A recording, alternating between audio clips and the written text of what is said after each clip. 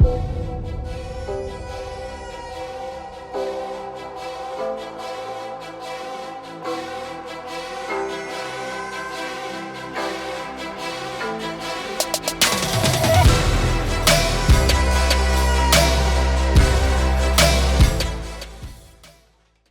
everybody, today ScorchyourToys at anymoon.com is bringing you a review of the MEPToys Invid Hellcat, which you may remember from Robotech 2, The Sentinels. If you're saying, what's a Robotech 2?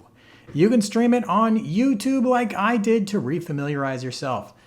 If you want to buy one, they're currently on clearance at MEPToys.com for the bargain basement price of just $14.99 US. They originally started shipping in August 2022 for $24.99. If you're looking for toys to have these bad kitties maul, hit my campaign link in the comment below to support this channel and shop the huge selection over at Big Bad Toy Store. These toys come in one of two different blister cards. If you're worried about keeping things mint, the plastic can easily be removed and reinstalled on the blister. There are no accessories. You're getting a robot saber-toothed tiger, and that is it. Unfortunately, this toy has budget articulation. You do get a little opening mouth. Rawr. That's fun. Head's a ball joint.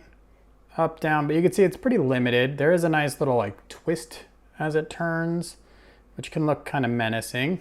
You have shoulder ball joints, so they can go all the way around and they can pivot out, which is good, so not bad there. The elbow joint is pretty awful.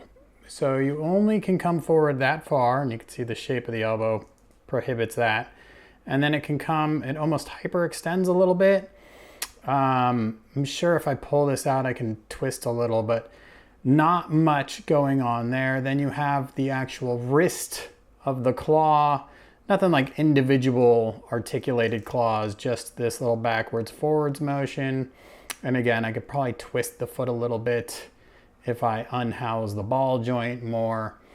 But really not much going on in the front. There's absolutely zero torso or abdomen articulation, which is a real bummer because when you think of cats, there's a lot of arching the back and that sort of thing that happens. And if one of these was a ball joint or even a pivot and the other one was a twist, they could have done some things here that would have been pretty cool. You do have, again, ball jointed hips. And on the back here, they're kind of extended away from the body, so that lets you get quite a range of motion on there. But when we get down to, there is no real knee that would be like right here. And when we get to what would be an ankle, there's this forward articulation, but that's it. And you can see it's pretty minimal. And then that same wrist joint, which is decent in the back, that lets the foot rock. But that's it there. And then you have the tail, which can swivel around, but there's just the one joint, the ball joint right at the top. Oh, look, it's a happy kitty. But that's it, so it's a pretty static, I shouldn't say static, it's just not a dynamic toy. So you're not gonna get any crazy poses. There's a scene where the Regent is standing and he's got two cats sitting next to him, two Hellcats. That is definitely not gonna happen here. It's more going to be approaching your other toys and menacing them, and that's all you're really going to go for. So usually I get a little quant nerdy at this point. I measure the toy and I say, all right, it's about 13 centimeters, body's about 9. That makes it X scale, but I don't know the official measurements of this vehicle. Is it a vehicle? No, it's an inorganic killing machine. I don't know how big it's supposed to be. In the show, it looks like it's the size of a lion or a tiger. So if that's the case, then I think you're gonna find the CM's toys are the best fit. You're looking at like 1/18 scale. That looks about tiger size to me. If I grab the B25 figures, it looks too big. Now I don't know, maybe that's right, but somewhere between the two. If you got Mega House, this is starting to look too big to me. Now you're like dog sized instead of lion sized, so that doesn't work. Here's a little cheat sheet I put together that shows all the different sizes of things you might be considering pairing. And you can kind of figure out where it falls in on your own. Obviously the animation, it's kind of whatever size they needed for the scene, so that doesn't help a whole lot.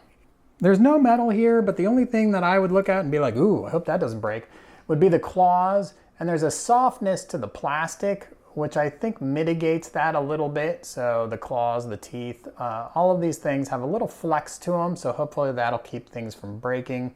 Lack of metal means it's only a scant 30 grams. So who is this toy really for? Fans of Robotech 2, like both of you out there, maybe it's for you.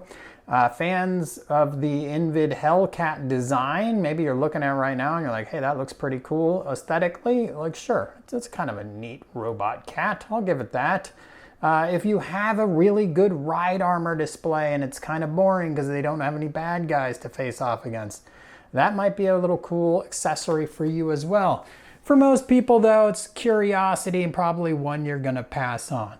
Thanks for checking out the video, folks. Please subscribe, give me a thumbs up, and I'll see you next time.